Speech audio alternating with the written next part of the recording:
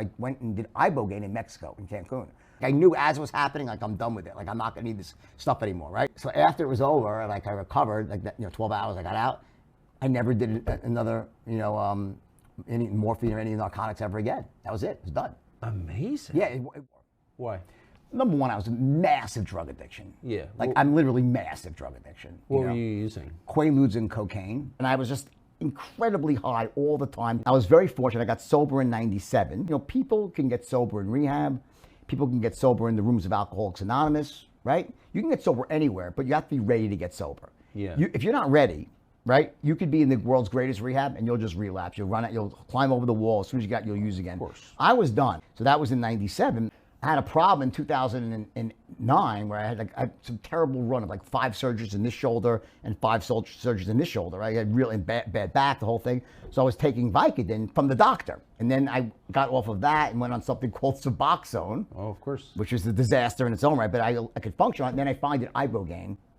You know ibogaine? Yeah. And I got completely, that was How did that work? Well, I was on this low dose of Suboxone for like 10 years. And Yeah. it didn't affect me, but it's just not, who wants Why did they do that? Because the pharmaceutical companies make a fortune with it. So they get everyone addicted to opioids. Can you explain, what that Suboxone, So how it works? Suboxone, so what happens is with the opioid crisis, right? Everyone's taking OxyContin and Percodan and Percocet and Vicodin, all these, right? And they're giving them out like they're candy. So there's this massive opioid crisis, right? When they realized that, especially OxyContin and fentanyl was so addictive and people were like dying, they said, we have to have a solution. So they put people on something called Suboxone. Suboxone is what they call a partial opioid agonist, meaning it binds to similar receptors, but it doesn't really get you high.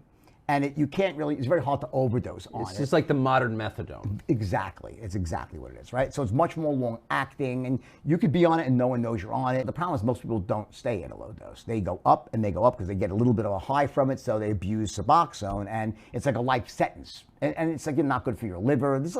You're taking an opioid, right? Yeah. So I was on that for a long time at a very low dose and finally I said, you know what, I want to be up. I don't want anything in my system. So I went and did ibogaine in Mexico, in Cancun.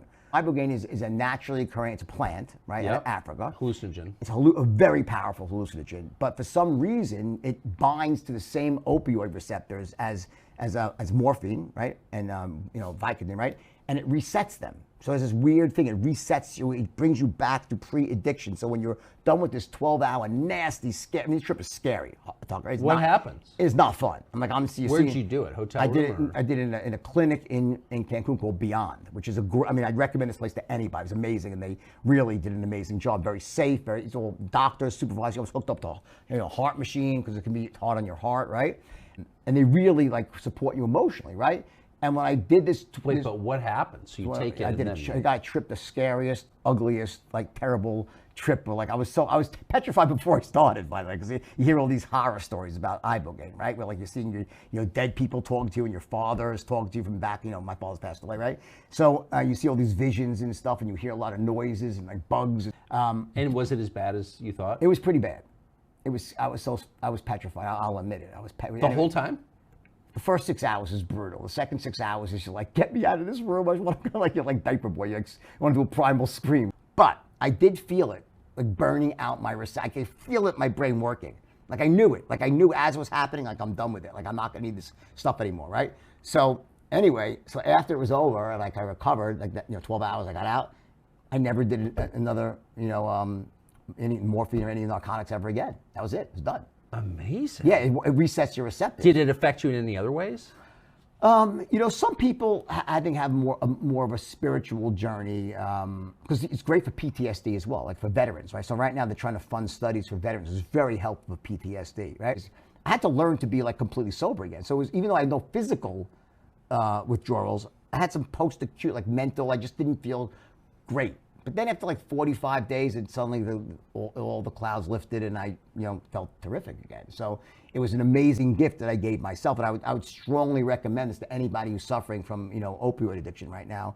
It's certainly a better solution than Suboxone, and for me it was life changing. So it's great. And so you've never been tempted to go back to anything ever again? No, never.